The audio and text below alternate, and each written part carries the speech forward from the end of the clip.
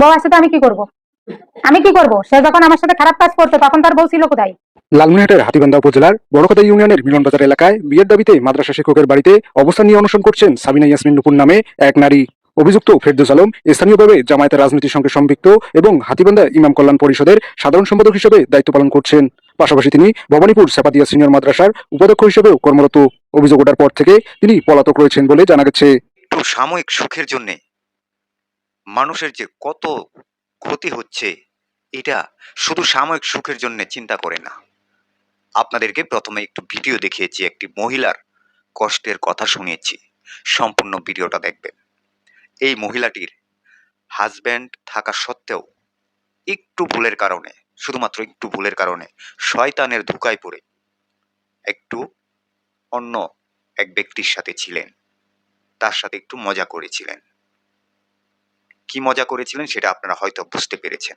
তার হাজব্যান্ড যখন জানতে পারলো সেই তার স্ত্রী এরকম চরিত্রের, তখন তার স্ত্রীকে ডিভোর্স দিল। দেওয়ার পরে সেই মহিলাটি ছুটে গিয়েছে যার সাথে মজা করেছিলেন তার কাছে। কিন্তু সেখানে কি ঘটে গেল আপনারা শুনলে অবাক হবেন। আমি সেই মহিলার মুখ থেকেই সম্পূর্ণ কথাগুলো শোনাচ্ছি। তার হাজব্যান্ড তাকে ডিভোর্স দেওয়ার পর মহিলাটি যখন সেই ব্যক্তিটার বাড়িতে যায় যার সাথে মজা করেছিলেন, সেখানে যে কি ঘটে গেল আপনারা ধৈর্য ধরে সম্পূর্ণ ভিডিওটা দেখেন। আশা করছি ভালো লাগবে। অবশ্যই এই মহিলাটির কথাগুলো শুনে আপনার মূল্যবান মন্তব্য কমেন্ট বক্সে কমেন্ট করে জানাবেন। চলেন আমরা সম্পূর্ণ কথাগুলো আগে শুনে আসি। বউ আছে তো আমি কি করব? আমি কি করব? সে যখন আমার সাথে খারাপ কাজ করতো তখন তার বউ ছিল কোথায়? লালমনিরহাটের হাতীবান্ধা উপজেলার বড়কদা ইউনিয়নের মিলনবাজার এলাকায় বিয়ের দাবিতে মাদ্রাসা শিক্ষকের বাড়িতে অবস্থান নিয়ে অনশন করছেন সাবিনা ইয়াসমিন নুপুর নামে এক নারী। অভিযুক্ত ফেরদৌস আলম স্থানীয়ভাবে জামায়াতের রাজনীতির সঙ্গে সম্পৃক্ত এবং হাতীবান্ধা ইমাম কল্যাণ পরিষদের সাধারণ সম্পাদক হিসেবে দায়িত্ব পালন করছেন।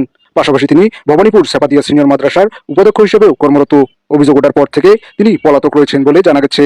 সে আমাকে ফোন দিছে ফেরদাউস ঈদের 3-4 দিন আগে। তখন ফোনটা টেবিলের উপর, আমি খাটের কানিতে বসে, আমার হাজবেন্ড কেবল বাজার থেকে এসে রুমে দাঁড়াইছে। কইছে কে ফোন দিচ্ছে? তা আমি বলছি তা তো জানি না, দেখো তোকে। পরে কইছে ফেরদাউস ভাই ফোন দিচ্ছে, কথা বলো। ফোনটা রিসিভ করে আমার হাতে দিয়ে সে আমার গায়ে গায়ে বসে গেছে যে কি বলতেছে শুনবে সে। পরে আমি আর আড়াল করতে পারিনি ভাই। তখন আমার বলতেছে যে আপনারা বাড়িতে দুধ খান না আপনারা? তো আমি বলছি হ্যাঁ খাই তো ভাই। তা কইছে সাপিউল ভাই খাই? তো আমি হ্যাঁ খাই তো, সবাই খাই আমরা। কইছে তা আমারে বললে না, ঘুমের ওষুধ কিনে দিতাম, দিলে ওইখানে ওষুধ খাওয়াই দিলে ওরা ঘুমাই থাকতে, পরে বাইরে এসে আমার সাথে দেখা করতে। আমি বলছি আমার তো প্রয়োজন নাই আপনাকে, আর আমার সেই বয়সটাও না যে আপনার সাথে এই খারাপ কোনো কাজ করা লাগবে, এমন কোনো বিষয় না। তা আপনি এগুলো কেন বলতেছেন? পরে ওই যে আমার হাজবেন্ড শুনছে, শোনার পরে বলছে যে সামনে ঈদ, 3-4টা দিন, এখন আর কোনো ঝামেলা করবো না, তোমাকেও আমি কিছু বলবো না, তাকেও কিছু বলবো না, তবে তুমি আমার বাড়িতে আর থাকতে পারবে না। এই যে তার মনটা ভাঙছে। ভাঙার পর সে আমারে ঈদের 5-6 দিন পরে বেরোয় দেবে। এখন আমি এই ভাইরে ফোন দিচ্ছি যে ভাই এখন কি হবে? বলছে আপনারা ওরা মাইরেই ফেলে দেবে, আপনি ওইখানে নিরাপদ পাবেন না, আপনি আমার বাড়িতে ওঠেন ফেরদাউস ভাই। পরে এখানে আসছি, আসার পরে দুপুরে মনে করেন 10টা-11টার ভিতরে এখানে আসছি আমি। আসার পরে দুপুর বেলা সে আমাকে ব্যবহার করছে। ওনার বউ গেছিল ওই বাড়িতে, গেল, কিচ্ছু বলি নাই। খারাপ কাজ করছে, কিচ্ছু বলি নাই। রাত্রে আসে এই রুমটাতে আমার শুইতে বলছে, এখানে শুইছি, সেখানে ওই একই কাম করেছে। রাত্রে খারাপ কাজ করছে আমার সঙ্গে। করার পরে তবুও আমি মুখ খুলি না। বলছি কি যা হয়েছে হয়েছে, আপনার ভিতর আমার ভিতর রয়ে গেল, কেউ জানতে পারি নাই। ভাই আমার 10 থেকে 15 হাজার টাকা দেন, আমি রংপুর হোক আর ঢাকাই হোক, আমি আমার মতন সেটেল হবো। আমি আমার সম্মান নিয়ে খেলতে চাই না, আপনার সম্মান নিয়েও খেলতে চাই না।